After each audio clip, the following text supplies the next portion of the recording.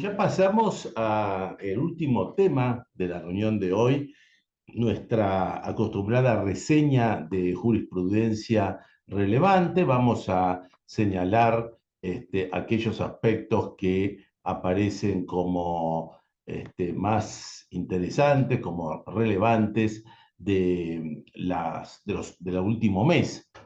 Y justamente aparece un caso, el caso Santos, donde se plantea una acción de amparo por mora en la devolución de las percepciones del impuesto país.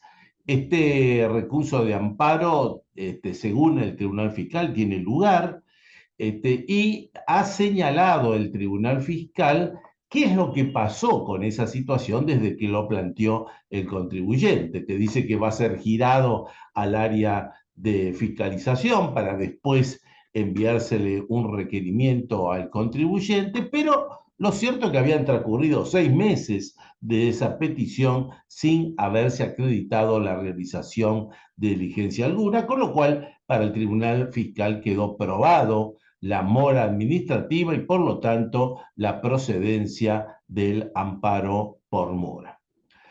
En el caso Arenales, en 1842, versus Sociedad Anónima, se plantea nuevamente el tema de la prescripción de las multas por incumplimiento en la registración de las altas de empleados.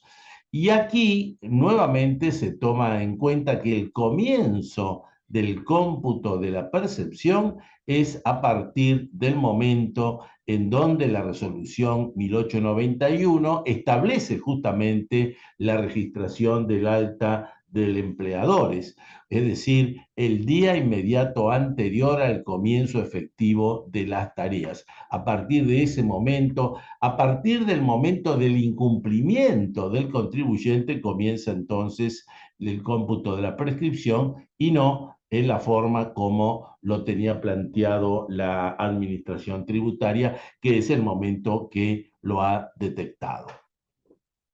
El caso ABAC del Tribunal Fiscal tenemos la nulidad de la resolución que aplica la multa por omisión en razón que la presentación de la declaración jurada y el pago correspondiente fueron realizados en forma previa a la apertura de la orden de intervención. Un tema que tenemos que tenerlo siempre en cuenta porque la multa por omisión se comete justamente por la falta de pago derivado de la falta de presentación de declaración jurada o de la presentación inexacta. Esto se toma a la fecha de vencimiento, pero existe un artículo, que es el artículo 49, en un primer punto, que establece la exoneración total de la responsabilidad contravencional cuando la presentación del contribuyente, aún siendo fuera de término, se hace con anterioridad a la orden de intervención, que justamente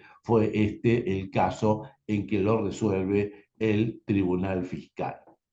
El caso Lomanto del Tribunal Fiscal, un caso de responsabilidad solidaria, tiene un tema que es realmente interesante porque a este contribuyente a su vez se le liquida los intereses resarcitorios que no fueron determinados en oportunidad de la determinación de oficio que se le había intimado a la empresa, o sea, al contribuyente principal.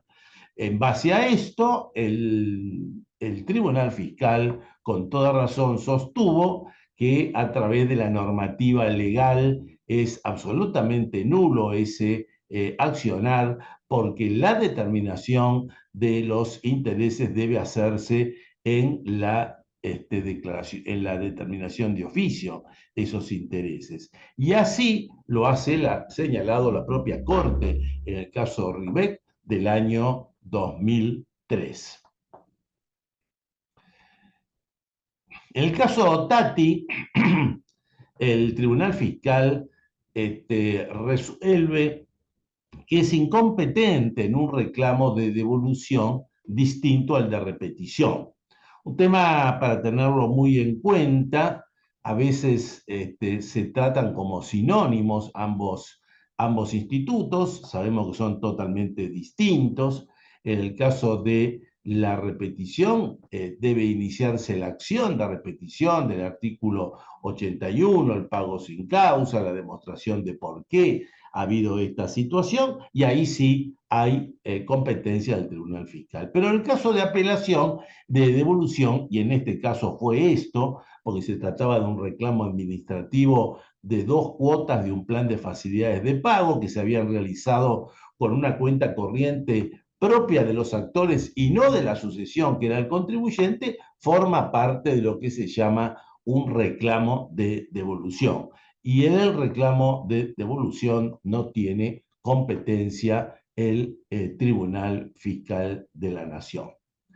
En este caso, la Cámara Nacional de Apelaciones en lo Penal Económico revoca una clausura que se había aplicado al contribuyente, y la razón de esto es que no se constató la realización de operación comercial alguna, por la cual se había omitido la emisión de la factura.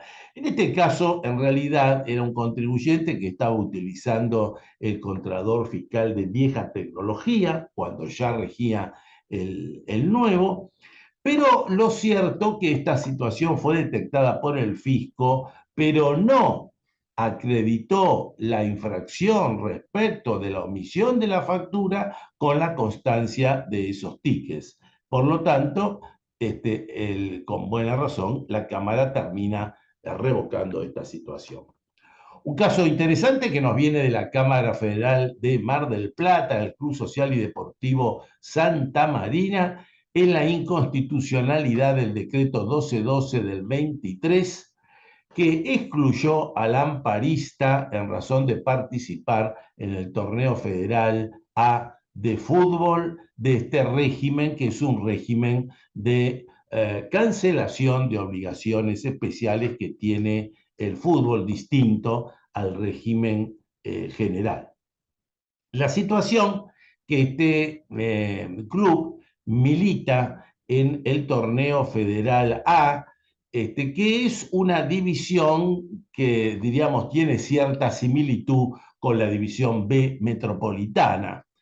Y justamente la Asociación del Fútbol Argentino, los torneos que se realizan son los torneos de primera división, de la primera B nacional, de los clubes de la B metropolitana, de la primera C, de la primera D y las jurisdicciones deportivas de las ligas. Entonces, como en este caso, el torneo era del torneo federal A, que está excluido del decreto, la Cámara Federal de Mar del Plata declara inconstitucionalidad de ese decreto. Vamos a decir que ya la Cámara había tenido hace 2 años otro pronunciamiento similar en el caso Club Círculo Deportivo. El caso que estamos señalando ahora, el caso Ravera de la Cámara Federal, con la conclusión que la presentación de la declaración jurada es una obligación formal, pero no es exigible como requisito para la procedencia de la acción de repetición. Justamente en una acción de repetición, el fisco no convalida esa repetición por este requisito formal, que el contribuyente no había presentado la declaración jurada, siendo esto en definitiva la interpretación que toma la Cámara Federal. Y también la Cámara Federal en la sala 5, con este caso donde por aplicación del artículo 67 del decreto reglamentario de la Ley de Impuesto a las Ganancias, concluye en que la imputación de los intereses resarcitorios es al año fiscal en el caso de las declaraciones juradas rectificativas. Y esto tiene que ver con que los intereses tienen carácter accesorio respecto de la obligación principal. De modo que deben ser imputados al año en que fue determinada la diferencia de impuestos, que en definitiva le da origen a la misma. Este caso Natesur de la Corte reciente, el 27 de agosto, es muy importante, si bien referido a la moratoria anterior, a la 27.562, pero nos da un criterio de interpretación que es obviamente atendible también para la moratoria actual. Y se refiere a que el cumplimiento de los requisitos legales en el caso de obligaciones sustanciales que se cancelan con anterioridad a la moratoria tiene situaciones distintas en los casos en que existe un acogimiento formal a la moratoria, en cuyo caso ahí sí deben cumplimentarse, a la situación distinta, dice la Corte, que se presenta cuando la cancelación de la obligación sustancial opera con anterioridad a la vigencia de la moratoria. Y en ese caso, entonces, tales requisitos no son procedentes. Una posición muy importante de la Corte Suprema. En el caso Guillón, también de la Cámara de Apelaciones, se confirma el ajuste en concepto de impuesto a las salidas no documentadas al no demostrarse que la firma proveedora haya sido la verdadera prestadora del servicio. Tema este que venimos viendo distinta jurisprudencia últimamente. Acá no se encuentra controvertida la causa de las erogaciones, sino que el contribuyente no pudo demostrar que la firma proveedora haya sido la verdadera prestadora del servicio y la que recibió los fondos. Entonces, con esos elementos sobrantes en la causa, dice la Cámara que no se permite identificar al verdadero beneficiario de los pagos efectuados a través de los cheques emitidos por el contribuyente, y ahí entonces la confirmación del ajuste en concepto del impuesto a las salidas no documentadas, situación que es similar en el caso del Instituto Nacional de Cine y Artes Visuales. Llega la Cámara a la misma conclusión. En el caso de la Asociación Trabajadores del Estado, ATE, juzgado de juicio ejecutivo número 2 de Neuquén, en la causa reciente, el juzgado dispone la medida cautelar aplicándose las normas especiales sobre conceptos remunerativos del impuesto a las ganancias en la provincia de Neuquén. Y esto en definitiva implicaba la aplicación de los conceptos de los convenios colectivos de trabajo en las legislaciones provinciales, cosa que había sido dejado sin efecto por las modificaciones del impuesto a las ganancias. En el caso Sinapsis de la Cámara Federal se concluye que la actividad de embalaje y protección de valijas a través de un film protector que se encuentra en los aeropuertos se encuentra sujeta al IVA por tratarse de actividades desarrolladas en el país. Justamente el caso Guillón, también de la Cámara que vimos antes, termina con otra posición en una discusión distinta, que es la confirmación de la impugnación del crédito fiscal del IVA ante la falta de elementos de convicción para su descalificación, aun cuando existió la publicidad contratada, no es elemento suficiente para su defensa.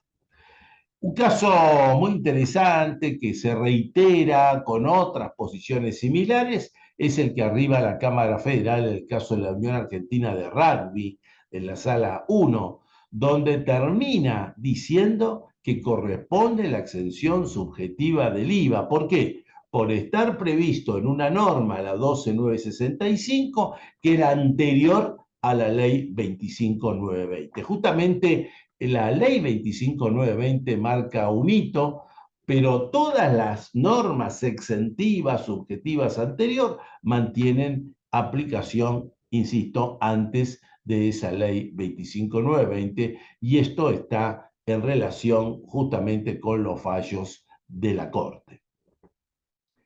La Cámara de San Martín, perdón, el Tribunal Fiscal, acá estamos en San Martín, el Tribunal Fiscal de la Sala C, llega a determinar la nulidad de las resoluciones que determinaron la improcedencia del crédito fiscal IVA por operaciones de exportación, al negar el fisco la veracidad de las operaciones en base a las conclusiones de los inspectores. Dice la Cámara que con ese solo elemento, que es negarlo en base a las conclusiones de los inspectores, sin un análisis posterior, hace nula esa determinación. Un caso muy interesante, entonces, que ocurre en este sentido.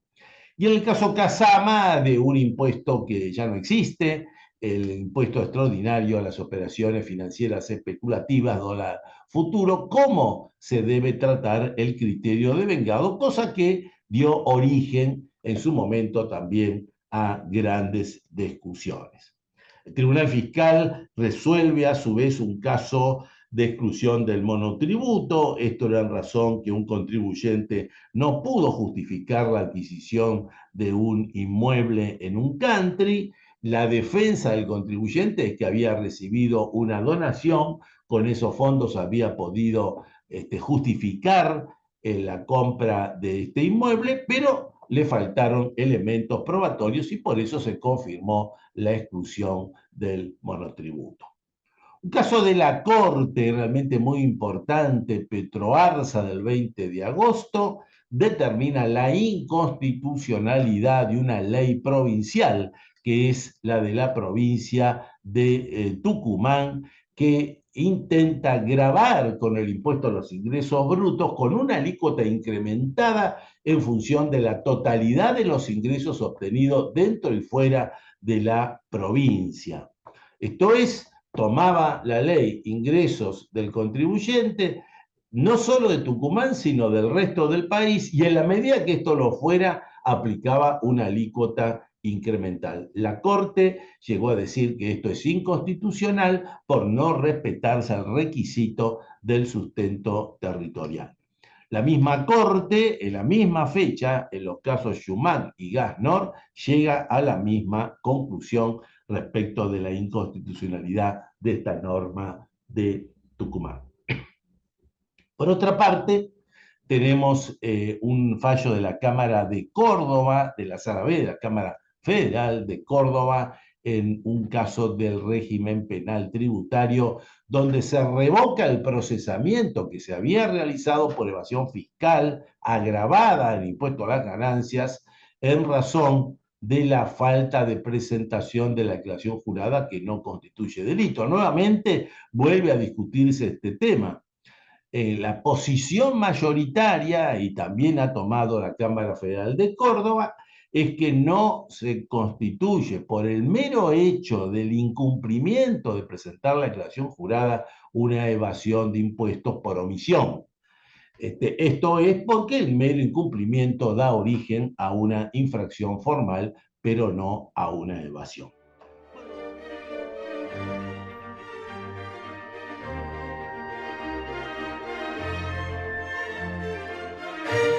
Bueno, vamos a cerrar con, hay unas cuantas preguntas sobre el tema blanqueo.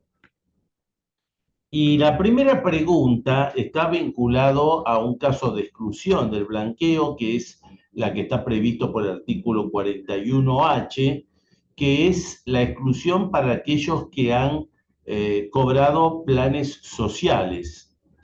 Esto es, los que lo han cobrado en los últimos años, con la excepción de la asistencia al COVID. La pregunta es cuál es nuestra posición al respecto. Bueno, acá la ley es muy clara. La ley está estableciendo que aquellos que han percibido este tipo de planes no van a poder entrar en el blanqueo y han quedado expresamente excluidos, insisto, excepto en la parte que le corresponda a la asistencia que pudieron haber recibido del COVID. En segundo lugar, nos preguntan la situación de un contribuyente. Este contribuyente tiene un inmueble. El inmueble está declarado, pero no se declararon los alquileres. La posición que tiene el contribuyente es que blanquearía dólares, y al blanquear dólares, si con esto queda liberado el impuesto omitido como consecuencia de no haber regularizado o declarado los alquileres. Bueno, esto efectivamente es así. Y por otra parte, no establece la ley ningún principio de proporcionalidad entre el monto que se blanquee y la liberación del impuesto que le corresponde por no haber declarado los alquileres. Es una de las tantas aplicaciones que tiene el bloqueo fiscal. Hay varias preguntas que están, y vamos ahora a consolidarlas todas, que están vinculados a situaciones donde hay aportes al fideicomiso, estos son en pesos, son en dólares, donde están involucrados los boletos de compraventa de inmueble y los pagos posteriores. Bueno, acá tenemos que hacer una primera distinción, porque si el aporte al fideicomiso fue en dólares, en su momento se tuvo que haber hecho ya la conversión a pesos y todos quedarían hechos en pesos y la evaluación en todos estos casos es en moneda histórica, o sea, por los valores que fueron incorporados. De todas maneras, hay dos escenarios que tendríamos que separar perfectamente bien. Uno sería aquellos aportes a fideicomisos que generan el derecho con posterioridad a recibir una unidad inmobiliaria. En ese caso, estarían jugando los aportes, como hemos dicho, la sumatoria expresados en valores históricos. Pero en segundo lugar, podría caber otra situación totalmente distinta, que es el aporte al fideicomiso, que en definitiva termina con la celebración de un boleto, con la posesión o no y los pagos posteriores, en cuyo caso aquí estarían jugando ya no las normas del fideicomiso, sino estarían jugando las normas del inmueble, y entonces esto podría ser regularizado en la medida que tengamos el boleto y la posesión con anterioridad al 31 de diciembre del 2023. Hay otra consulta que se refiere a un inmueble que fue vendido hace años, en el año 2012, en $70.000, no fue declarado el inmueble ni la venta, y con ese valor, con los $70.000, se termina comprando un terreno en el año 2024. La pregunta es si se blanquea la escritura. Bueno, obviamente que no se puede blanquear la escritura. Lo que hay que blanquear es el dinero que había quedado en posesión del contribuyente derivado de la venta del inmueble, o sea, los 70.000 bueno, no, perdón, no se puede hacer nada, porque estos son los casos que ya hemos considerado en varias ocasiones. En realidad, ni se puede blanquear los dólares porque ya no existen más, ni se puede blanquear el terreno porque no estaban al 31 de diciembre. Este tema que ya se ha planteado con anterioridad. Nos preguntan una situación donde se ajusta el IVA y el impuesto a las ganancias en una fiscalización. El contribuyente no conforma el ajuste de los inspectores y nos preguntan si esto entra en moratoria o en blanqueo. Bueno, depende del ajuste. Si el ajuste que se está discutiendo está vinculado a determinados principios que pueden dar origen al blanqueo, ejemplo, un incremento patrimonial no justificado, esto puede entrar por el blanqueo.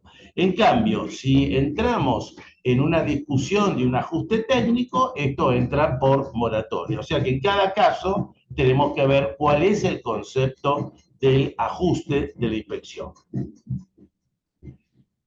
Nos pregunta en este caso, un militar PEP que pasa a retiro el 1 de agosto del 2024, tiene hijos monotributistas, los hijos son los que quieren blanquear, porque como monotributistas hicieron facturas que superaron los límites de los ingresos establecidos en las respectivas categorías.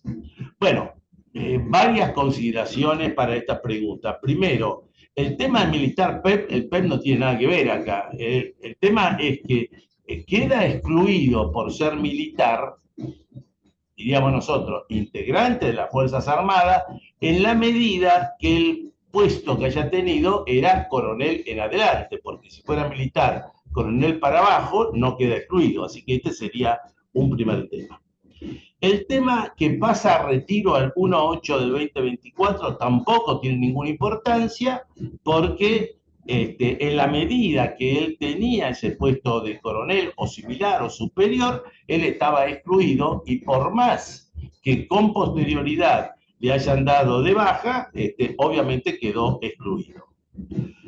Por lo tanto, los hijos monotributistas también quedan excluidos. Pero por otra parte, tampoco podían haber entrado los hijos monotributistas si no tuvieran el padre militar, por la razón que ese hecho, el de haber facturado superando los límites de los ingresos, es un tema que implica entrar por la moratoria y no por el blanqueo. Un contribuyente que dice que tiene un plazo fijo UVA al 31 de diciembre del 2023, no lo tiene declarado, obviamente es un caso de blanqueo. Nos preguntan si el constructor o desarrollador inmobiliario, cuando recibe los fondos blanqueados del contribuyente que blanquea, si a su vez este tiene que tener una cuenta especial de regularización.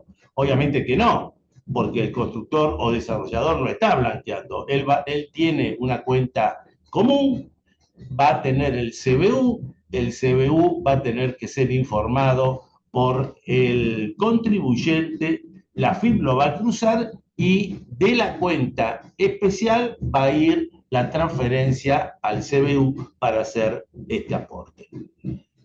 Nos preguntan en esta operación lo siguiente: se compra un auto, esto es antes del 31 de diciembre del 2023. Se abona totalmente antes del 31 de diciembre del 2023 y se factura con anterioridad al 31 de diciembre del 2023. Pero la entrega del auto se hace en el año 2024. Entonces nos preguntan si la regularización acá es vía crédito o vía auto. Obviamente es un crédito porque el auto recién se entregó en el 2024, por lo tanto no tenía posesión del auto al 31 de diciembre del 2023. Hay otra pregunta que dice, se declaró un terreno, pero no las mejoras que terminaron al 31 de diciembre del 2023. ¿Cómo se regulariza? Bueno, esto lo hemos dicho, se regulariza como una obra en construcción, en este caso ya terminada al 31 de diciembre del 2023, debiendo demostrar a través de un dictamen correspondiente cuáles son las obras que se realizaron y cuál es la evaluación de la misma. Hay una pregunta que dice, ¿hay derechos de cesión de terrenos y de obra y construcción, pero por un problema legal no se puede escriturar? No hay una partida inmobiliaria, ¿cómo se puede regularizar en esta situación? Bueno, estamos interpretando que es el contribuyente que ha recibido a través de ese derecho de cesión un inmueble que no se puede escriturar tal cual se dice por razones legales. Acá tenemos que ver entonces cómo está instrumentado el documento jurídico, que puede haber dos cosas. O se puede instrumentar directamente un derecho, en cuyo caso habría un crédito para regularizar, o a través del derecho se genera la traslación con el boleto y posesión, en cuyo caso hay que blanquear el inmueble. Nos preguntan en el caso de un inmueble en el exterior, que si es suficiente el blanqueo con la escritura y la tasación. Bueno, en principio es suficiente, pero recordemos que estos documentos tienen que estar traducidos al español y debidamente apostillados. Y después nos pregunta si ese inmueble se vende en el año 2024, obviamente no tiene ningún problema porque ya fue blanqueado con anterioridad. Hay otra pregunta que nos dicen, ¿qué ocurre con el SICREV en la ciudad de Buenos Aires y en la provincia de Buenos Aires con un contribuyente que deposita dinero en efectivo en la cuenta CERA? Bueno, acá como hemos señalado, ni Capital Federal ni provincia aún ha dictado las normas correspondientes. Hemos visto ya cómo lo dictó Córdoba y lo dictó Neuquén, donde ahí, bueno, se establece cuál es la situación del SICREP, pero lamentablemente, en la medida que esto no tenga ninguna norma legal, es posible que se efectúe este tipo de apropiación correspondiente. Hay otra pregunta que nos dicen, hay una fiscalización, en la fiscalización se determinó un consumido insuficiente, que está reclamando la inspectora un ajuste y la presentación rectificativa. Bueno, acá recordamos que la salida que tiene el contribuyente es entrar en la moratoria, aplicar la ley tapón, con esto regularizar el consumido, y también acá recordamos una vez más que no hay razón de proporcionalidad entre lo que se blanquea y la liberación del consumido. El caso que viene ahora es un inmueble en el país, un contribuyente que tiene dos cosas para regularizar, un inmueble en el país por un lado y una cuenta broker en el exterior. Los dos tienen un valor que no excede los $100.000, entonces nos preguntan si la regularización se puede hacer en cualquier momento y sin pagar ningún impuesto. Efectivamente, porque la sumatoria de ambos no alcanza a los $100.000. Nos preguntan respecto de un blanqueo de un lote en un country donde no tenemos partida inmobiliaria ni tenemos valuación inmobiliaria. Bueno, acá el blanqueo hay que hacerlo, y para la evaluación tenemos que tener la evaluación del profesional idóneo. Y por último, nos preguntan una cuenta bancaria en el exterior, si para la demostración del blanqueo de la cuenta bancaria en el exterior es suficiente el resumen bancario. Es suficiente en la medida que lo tengamos traducido y apostillado.